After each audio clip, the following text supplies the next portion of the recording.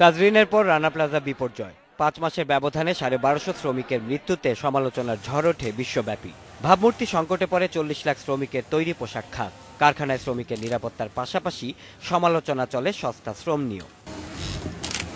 এরই প্রেক্ষিতে 2013 জুনে শ্রমিকের মজুরি বাড়াতে গঠন করা হয় নিম্নতম মজুরি বোর্ড।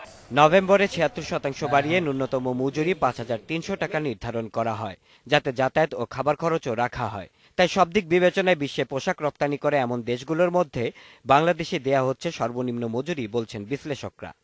শ্রীলঙ্কায় $1 বেশি থাকতে পারে, কিন্তু শ্রীলঙ্কা অন্যান্য সামাজিক নিরাপত্তা দেখেন অনেক বেশি।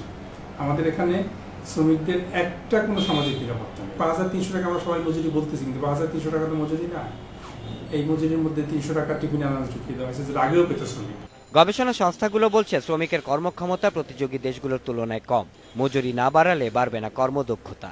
কম মজুরি হবার কারণে কিন্তু শ্রমিকদের বাড়তি পরিশ্রম করতে হচ্ছে কারখানাগুলোতে তাদের ন্যূনতম অর্জনটুকুর জন্য, এবং সেটি তাদের উৎপাদনশীলতাতেও এফেক্ট করছে। তবে তা মানতে নারাজ মালিকপক্ষ। বিজিএমইএ সভাপতির মতে অদক্ষ শ্রমিকদের যা দেয়া হচ্ছে তা কম নয়।